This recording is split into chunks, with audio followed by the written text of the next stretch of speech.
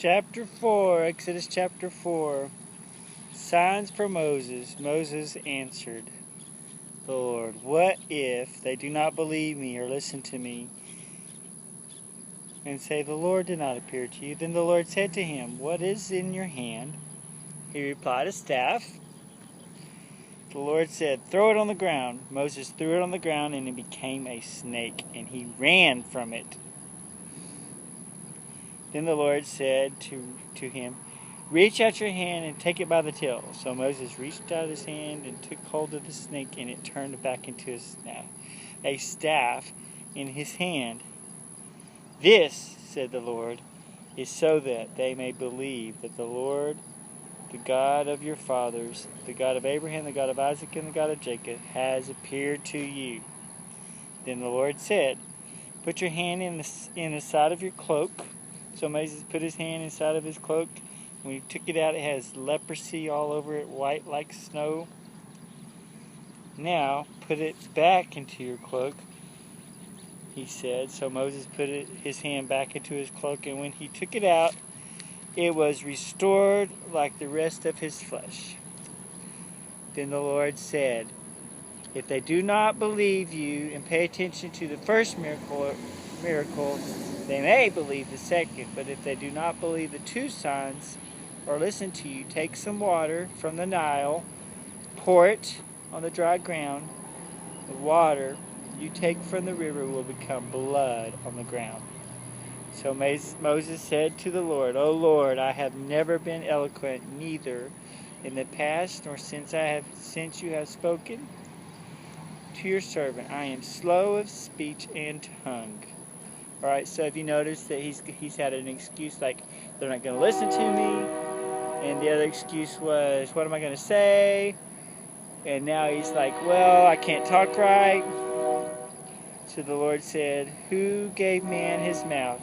Who makes the deaf or the mute? Who gives him sight and makes him blind?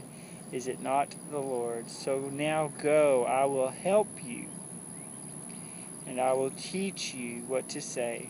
But Moses said, does not want to do this. This is what he said, "Please send someone else to do it." Then the Lord's anger burned against Moses. He said, "What about your brother Aaron the Levite? I know he can speak well. He is already on his way to meet you, and his heart will be glad when he sees you. You shall speak to him and put the words in his mouth. I will help both of you speak and will teach you what to do." Pretty cool that God was calling Moses, and the whole time Moses basically didn't want to do it. I don't know if he's afraid because he killed somebody and he's scared he's going to have to pay for his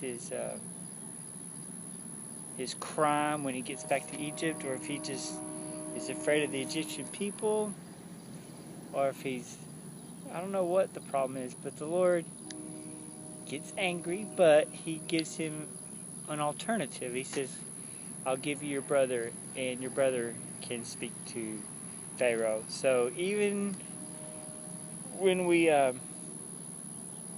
struggling with faith and not doing what God wants us to do, and sometimes it takes us a while, the Lord, it might make him angry, but he's patient with us, and he will figure out a way to where we can do the right thing. Maybe that's what it's saying. I also find it really interesting that in all the movie depictions of this, you don't see Aaron up there talking to Pharaoh. You usually see Moses talking to Pharaoh.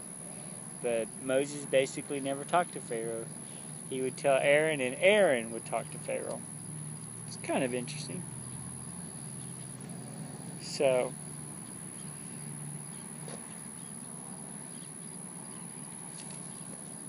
we'll do Moses returns to Egypt. We'll do that tomorrow.